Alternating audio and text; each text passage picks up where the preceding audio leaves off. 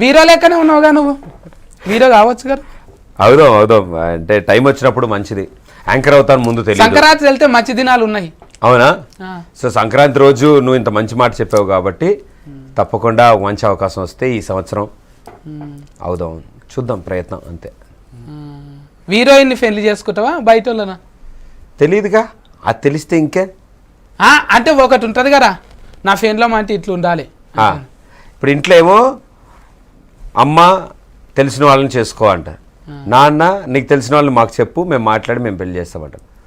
So every time నేనేమో arrange marriage చేసుకో. మీ కులఫోలే కావాలనా? అలా ఏం లేదు, నాకు అట్లా అస్సలు ఏం లేదు. మా ఇంట్లో అస్సలు అలా పైసలు ఉంటే చాలా, అలా అర్థం చేసుకుంటే చాలు. పైసలతో అస్సలు సంబంధం లేదు, ఏమీ లేదు. ఎందుకంటే మన ప్రొఫెషన్ పొద్దున్న రాత్రి వస్తాం, తిరుగుతుంటాం, షూటింగ్లని. మనకి ఇంటికి రాగానే కాస్త అర్థం చేసుకునే వాళ్ళు ఉంటే రిలాక్స్గా కావాలి అండ్ ఫ్లాస్క్లో టీ ఇవ్వాలి. అండ్ దాంతోడు మనతో పాటు ప్రొడక్షన్ కానీ ఇంకేదైనా పనులు మనతో పాటు పని చేస్తూ సరదాగా చెప్పే లోపల పారిపోతురు, చెప్పే లోపల పారిపోతారు ఈ జమానా. చిట్టి రాసి చిట్టి ఏడ అక్కడ దాకా ఎక్కడ అసలు ఇట్లా చూడగానే అంటారు. కానీ బాగా మాట్లాడతారు అందరు.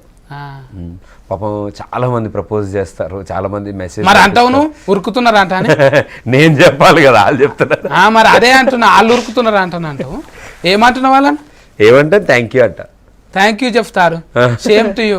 అదే thank you same to you, happy new year లాగే thank you same to you చెప్తున్నా. I love you too much అనాలి. టూ మచ్ అంటే ఏమనాలి?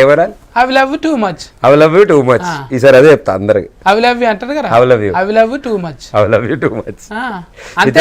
I love you too much. Thanks అంటే వెల్కమే అంటాం కదా, అది కూడా అట్లనే. వెల్కమే కారా? కరెక్ట్. మంచి నీళ్ళు తాగన్నా, చావట్టున్నా, తాగు.